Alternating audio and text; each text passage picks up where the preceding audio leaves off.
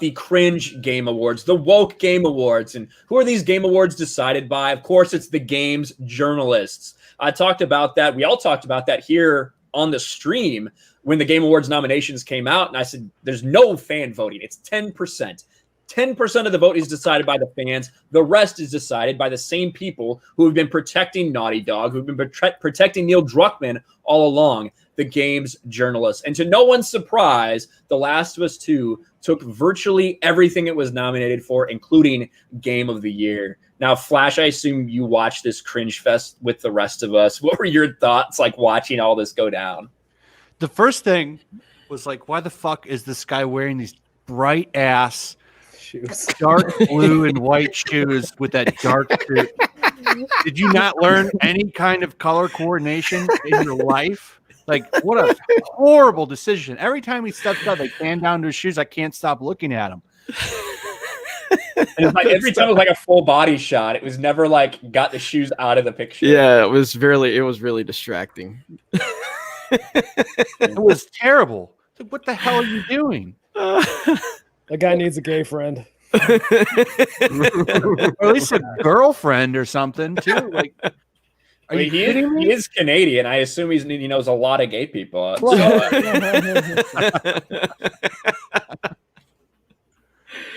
Oh man. but when it came down to it, and you see Brie Larson up there to present Abby with the performance of the year. And to be fair, Laura Bailey is a very well-respected voice actress. Mm-hmm. She does a shit ton of things, even in Lethal Lightning's favorite game, Marvel's Avengers. Hell yeah.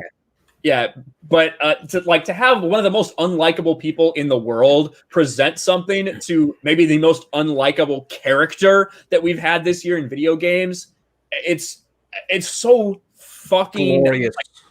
Glorious, sure, glorious. It's exactly what you would expect from the game's journalists. That's what this is. This is not for gamers, it's not for fans. This is for the game's journalists to circle jerk each other. That's basically what we had. Games journalism has been completely compromised. It's terrible. It does not represent the industry in which it covers. The people that are involved in this industry do not have any idea what gamers are, who gamers are, or what they are interested in. And they view people that like we're in a time where fans are considered bad. They don't want people coming together in person. They don't want people having opinions. They don't want individual voices to be heard. It's all about controlling something in the way that they want it controlled. And the Game Awards is kind of just representative of the entire industry right now, where the fans are not important. The fans do not matter. And the industry that we continue to support hates our guts, and that is just par for the course right now in Hollywood and everything else. They don't connect with anybody because it's the same thing with a lot of other stuff in media. All these assholes live in California or New York. Yep. All the little city, they all live in like LA or San Diego. San Francisco, I think, is where most, like IGN, aren't they in San Francisco? Yeah. Yeah. So all these people are in these little like liberal cities. They don't connect with everybody in the country.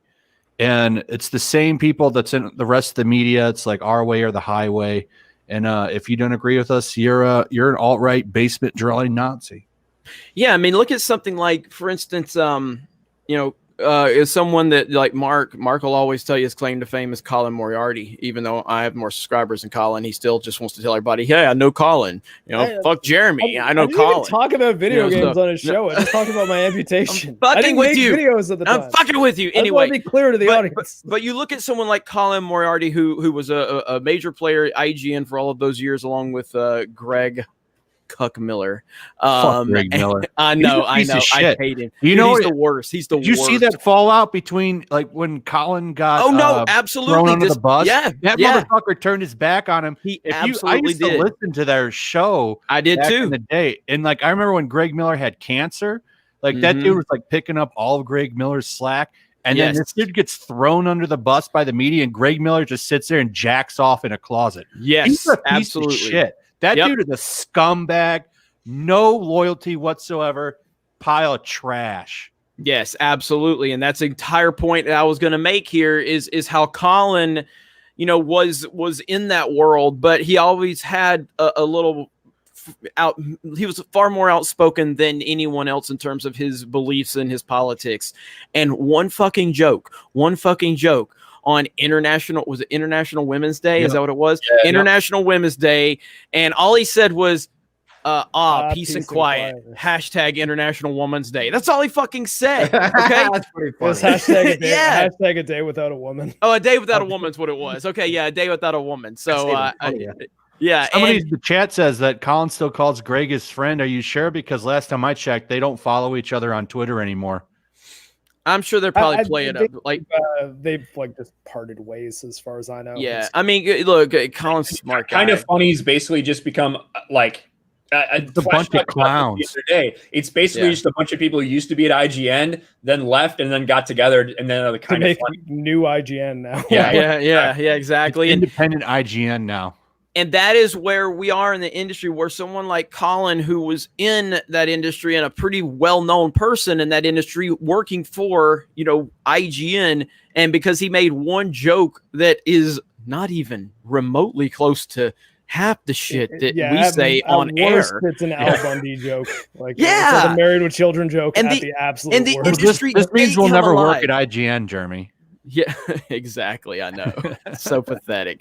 But that's the industry. And that's what it's made up of. And you see you see what happened. You see whose career. So Colin's career, had to go completely full independent, whereas Greg Miller, who walks the line and stays with the talking points and hates gamers and hates fans and hates everybody's opinions and sucks up to all the right things, gets all of the perks in the industry. That is the industry right there. It's made up of people that do not like games, do not like fans, and do not want fans to have a voice. Did you see what Tim Miller said? The other guy from Kind of Funny? Tim Geddes. Yeah, did you see what he said during the whole meltdown with Trump and Biden stuff, where some guys I'm going to vote Trump, but can I still be your fan? Is basically what he said. And Tim's like, nope. A guy tweeted at him. He's like, "Hey, like I'm a Trump supporter, but I really like your content. And, like, I just want to know, like, do you not want me to be your fan?" He's like, "Nope." Wow. And this is a company that depends on Patreon and donations, and they sure as hell ain't making it from YouTube revenue. Well, and you can see, you can see clearly why they're doing this, why they're acting like this, because then you see Greg Miller, happens to have one of the first exclusive interviews with Neil Cuckman and Joel, right? Yep. These people on there, right as the game is releasing to help promote it. Why? Because he said it was a fucking masterpiece, because he said it was a 10 out of 10, and he promoted it that way. Then when you do that, you get these people on your stream. You play the fucking game. You lose everyone's actual respect, but you get these big streams that pull a lot of people in to see what they have to say. It's disgusting, but that is what games journalism is. Even the people who aren't in the mainstream anymore, who have broken off to try to be independent, are the same fucking way. Yeah, and I mean, it's just like, so when Game Mill Entertainment reached out to us after we criticized that G.I. Joe movie, the G.I. Joe video game, when they reached out to us, that was a big moment. And, I'm glad that they continued to have conversations with us, because it's so rare these days. If you criticize any of these companies, they are not interested in that. So when you find these types of companies, we want to support them. And again, that G.I. Joe game is not good.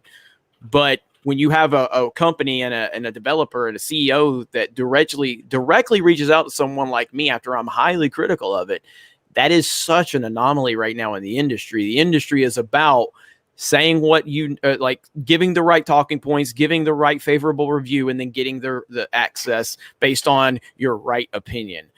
And it's disgusting. Kind of what the Game Awards sort of is, to kind of like tie it back to the topic. It's just a bunch of people in the industry patting themselves on the back and telling each other how great they are. And I mean, which is kind of all award shows ultimately. And I honestly did remember the Game Awards at least starting out as being much more like fan voted. I didn't realize that now they were doing it, like, I think Ryan actually was the one that pointed it out to me, that they're doing the 90-10. So essentially, like, the fan vote that is people, worthless. It's just a tiebreaker. Like, that's really all it is. So if you've got 10 people in a room and 7 of them think The Last of Us is the best game of the year, Like even if like 2 million fans are saying no, Ghost of Tsushima was, it's not going to matter at all. They're like, no, you don't understand. You just don't get it. Revenge was bad the entire time. Okay, it's so deep. You guys remember when they were calling Ghost of Tsushima racist because of the way it represented the Mongols? Yeah, even though it's funny, they're like, oh, it's so offensive to Japanese culture, and then the Japanese people are like, we fucking love this game. Yeah. and then they switch it to, well, then it's offensive against the Mongols, the people that invaded them. How dare they depict them like that? What about when the developers of the Yakuza games came out and said, like, yeah, this game's phenomenal. They made a better Japanese game than we did. Hey, he just said the main character was ugly. That was funny. But yeah, I probably would have designed a better face for him, but overall, I like the game. Well, that's what the actor looks like, though, doesn't it? The Game Awards. I just thought it was funny. The Game Awards are truly trash, and the industry has been completely compromised. And look, that's why we need to continue to support people, that are creating their own stuff, like we are, like Yellow Flash channel's killing it. We all have things that we're working on and building different platforms. And this is why, if you want to see a shift in the industry, it's going to take time. It's going to take the fans' voices, supporting where they actually can be heard. And, look, everybody knows, and I covered this on the video earlier that I made about what happened on Twitter. And mainly I just wanted a reason to make more clickbait with Last of Us Part 2. Let's just be honest. I don't really have any morals when it comes to that. But the point is we have an official review on geeksandgamers.com, and I do not agree with that review at all. But I fully support Mike's right to have that review and to have that opinion, because that is what it's all about, is individuality and being able to have your opinion and not be chastised for that opinion. I don't give a fuck if anybody agrees with Mike's opinion. That is the official review for geeksandgamers.com for The Last of Us Part 2. I don't care if you agree with it. I care that he has the right to have that opinion.